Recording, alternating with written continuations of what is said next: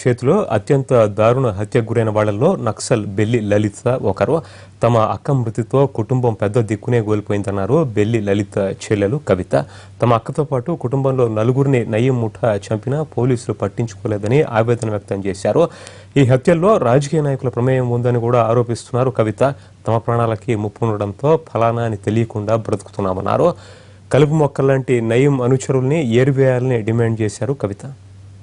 ఇంతెత్తితే ఎవరైనా సరే పోరాటానికి ముందుకు రావాల్సినటువంటి పరిస్థితి ఆమె బెల్లి లలిత. ప్రస్తుతం మనం చూస్తున్నటువంటి బెల్లి లలిత ఫోటో ఏదైతే ఆమె స్ఫూర్తి చాలా మందిలో పాటలు పాడాలనే ఒక ఉద్యమ కీర్తిని రగల్చినటువంటి పరిస్థితి. కానీ బెల్లి లలిత మరణం తర్వాత ఈ నయీం రక్త చరిత్ర మొత్తం కూడా బెల్లి లలితను హత్య చేసిన తర్వాతనే మొదలైందని చెప్పుకోవచ్చు. ప్రధానంగా భువనగిరి ప్రాంతంగా ఉన్నటువంటి బెల్లి లలిత కుటుంబాన్ని మొత్తం కూడా నయీం అనుచరులు నయీం కలిసి చిన్న భిన్నం చేసినటువంటి పరిస్థితి. ప్రస్తుతం ఆ కుటుంబం దాదాపు 20 ఏళ్లుగా ఎక్కడ ఉంటుందో తెలియదు, ఎక్కడ వాళ్ళు తలదాచుకున్నారో తెలియదు అన్నట్లుగా తయారైనటువంటి పరిస్థితి. మేము పలానా వాళ్ళమని కూడా చెప్పుకోలేనటువంటి దుస్థితిలో ఇంతకాలంగా బతుకుతున్నారు. ఎప్పుడైతే బెల్లి లలితను చంపినటువంటి నయీం ఈరోజు అటు పోలీసుల ఎన్కౌంటర్లో చనిపోయాడో దాంతో ఒకసారిగా ఆ కుటుంబ సభ్యులంతా కూడా కొంత అంటే తమ సిస్టర్ను కావచ్చు, తమ కూతుర్ని కావచ్చు, లలితను చంపినటువంటి వాడు ఈరోజు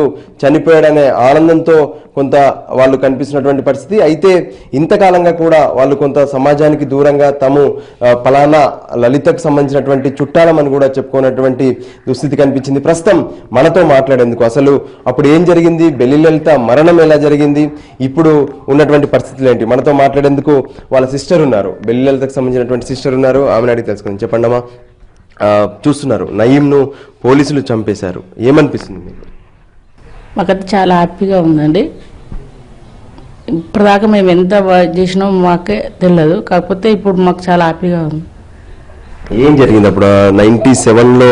అప్పట్లో మీ సిస్టర్ లలిత అంటే ఎలా తను ఉద్యోగంలో పాల్గొనేది, అప్పుడు ఎలా ఉండేది, ఆ తర్వాత ఎందుకు చంపారనుకున్నారు? మాకు ఫస్ట్ స్పిన్నింగ్లో పనిచేసేదండి. అయితే తర్వాత గాయకురాలు, ప్రజా గాయకురాలు, ఎక్కడ పోవాలన్నా పాటలు పాడేది వచ్చేది.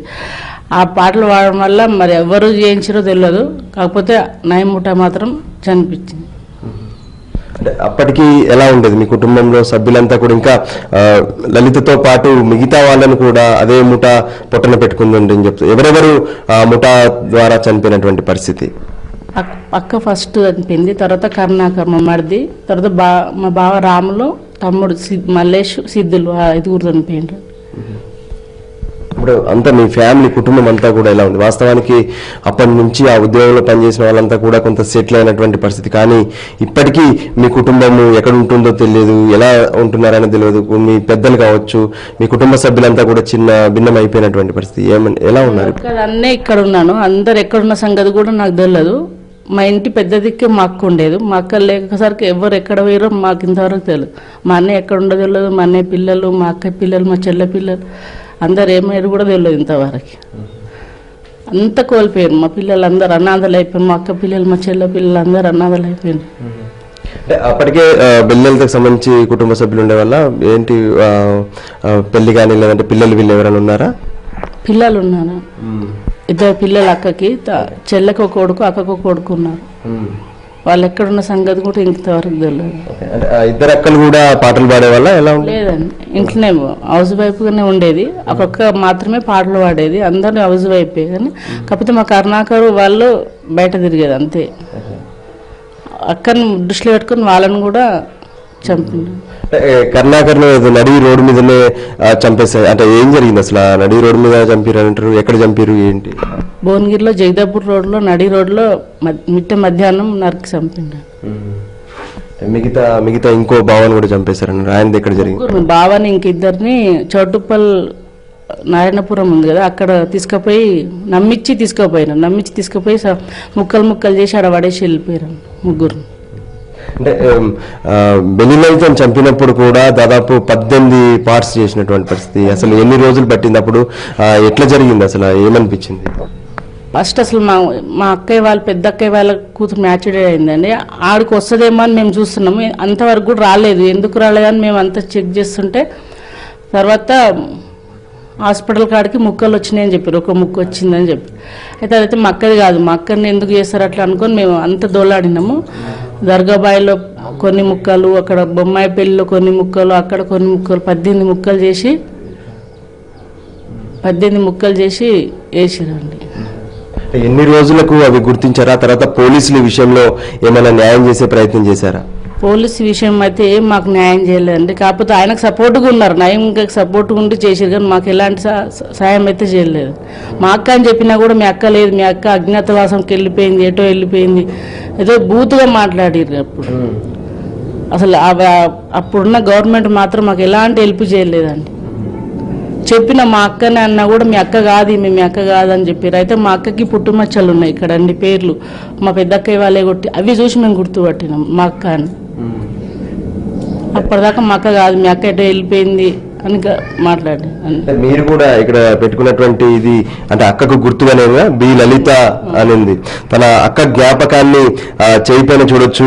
బెల్లి లలితకు సంబంధించి బి లలిత అని అక్క మీద ఉన్న ప్రేమతో తను తీసుకున్నటువంటి ఈ పుట్టుమచ్చ, అంటే జీవిత కాలం తనతో పాటు అక్క గుర్తు ఉంచుకుంటున్నటువంటి తన సిస్టర్ పడుతున్నటువంటి బాధ చెప్పుకోవచ్చు. 20 ఏళ్లుగా తన ఆవేదన అంతా కూడా ఆమె అంటే మనసులో దాచుకొని ఉంటున్నటువంటి పరిస్థితి. అంటే ఇప్పటికీ నయీం మాత్రం హతమయ్యాడు, మిగతా కొంతమంది అనుచరులు కూడా వాళ్ళతో మీకు భయం ఉన్నట్టు. అంటే ఎలా అనిపిస్తుంది ఈ పరిస్థితులన్నీ?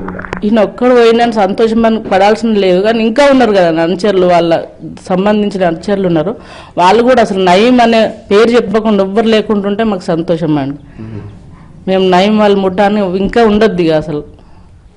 కొంత ఈ విషయంలో ఎప్పుడన్నా రాజకీయ నాయకులు జోక్యం చేసుకున్నారా? పోలీసులు కానీ మళ్ళీ ఆ తర్వాత ఏమైనా మిమ్మల్ని బెదిరించే ప్రయత్నాలు కానీ ఏమైనా జరిగినాయా? నేను ఒక్కదాన్ని ఇక్కడ ఉంటా, నన్ను మాత్రం ఎవరు బెదిరించలేదు. అన్న వాళ్ళందరూ ఎవరు మాత్రం ఇక్కడ లేరు, వాళ్ళకి ఇంక ఎటువంటి అయితే జరగలేదు. అక్కడికి లాస్ట్ రాములు బాబు వాళ్ళందరూ ఉన్న వరకు లాస్ట్ అయిపోయింది, దొరకతే ఎవరు బెదిరించలేదు. ఇప్పుడు మొత్తం మీ కుటుంబంలో ఈ నయీం ముఠా చేసినటువంటి హత్యలు ఎంతమంది చనిపోయారంటున్నారు?